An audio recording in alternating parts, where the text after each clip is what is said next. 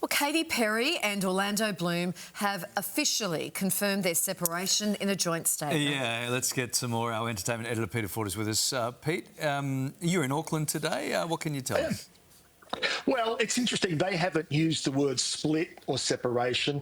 What they have released is the fact that they're shifting their relationship and have been doing so over the past many months. So that would clearly indicate that even before the Australian tour began, they had split up. Now, they will continue to be seen together as a family. It's all about looking after Daisy, who's 4.5 years old, which is what I thought that visit to Perth last week was when Orlando flew in. So I imagine by releasing this statement, even though, you know, as I say, it doesn't mention separation, it doesn't say the engagement's off, it's sort of shades of conscious uncoupling, isn't it? But honestly, I think that probably is about trying to take some of the pressure off both of them now, because everything they do, everything they go to, every time they go to a restaurant with someone, it's going to become a story because of the ongoing speculation of are they or aren't they. So now we officially know that as a couple, they are no longer together, but still together as a family with Daisy.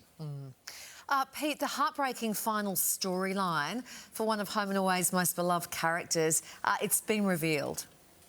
Yeah, this is going to be quite extraordinary, I think, because it's in many ways it's an uncomfortable subject, but Lynn's character of Irene is going to be leaving the show with a storyline that involves her being diagnosed with dementia. Now, we don't know whether that will be precisely Alzheimer's. They haven't actually said that in the release, but it's a brave thing to do. You know, we all know Lynn, and she's such fun and be very easy to have a jolly, happy exit for her, but she wanted this, and she's been very clear. She went to the script writers and said, what about this? And they have agreed to do it, because Alzheimer's and dementia is horrible. If you've had to have first-hand experience with it, you know, it's not like mother and son. You know, it's not funny like that at all. And I'm told the storyline over the next few months is a pretty brutal one. Now, when Lynn was with you a couple of weeks ago, she obviously knew because she's filmed the scenes, but she was being very coy about it. This is what she said to you.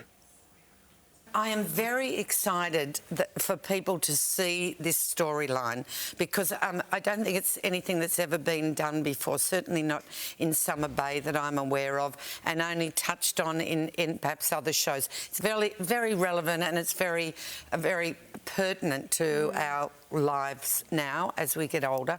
And I'm just excited for people to come on the journey with me. And I know that everybody was in agreement with Lynn that if we're doing this, we do it honestly and we do it responsibly, even though at times it's going to be uncomfortable. So that will unfold in the coming months. Yeah, that'll be must-see TV there, Pete. A story that's captivated the world, Erin Patterson's mushroom murder trial, is being turned into a local series, yeah? Yes, so the ABC in Australia have got this series, and it was actually announced out of the United States. The series is called Toxic, and it is the story of Erin Patterson and the ongoing trial, which is on now. We have no outcome, and of course, Erin Patterson has always pled not guilty and said the whole thing was a tragic accident. So it's going to be fascinating to see how they do this. Because obviously it's in pre-production, scripts are written, even though we don't have that final outcome. Now, what they're going to do is look at the story from the perspectives of all the various people involved and their memories and their claims. Now, a man called Tony Ayres is behind it, and he's worked with some of the great leading ladies of Australian cinema and TV.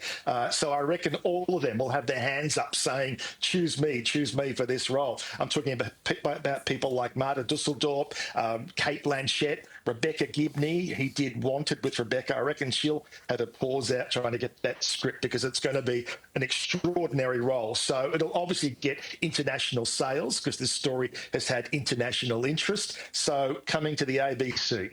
OK. The stars are coming out at Wimbledon, Pete. Yes, so this is extraordinary. We're going to have a lot of this over the next couple of months because Wimbledon is the place to be. We've got 2 more weeks of the star spotting there. So some of the people we've seen so far include Russell Crowe. You can see him there having a lovely time. Coming up after that, we've got Kate Blanchett and Rebel Wilson together. They look quite the duo, don't they? Having a lovely time. David Beckham, of course, a regular always at Wimbledon. Olivia Rodrigo is there. And, of course, one of the really hot couples of the world, Priyanka Chopra and Nick Jonas. So in the weeks ahead, there'll be many, many more pictures to share from Wimbledon this year. OK, thank you, Pete.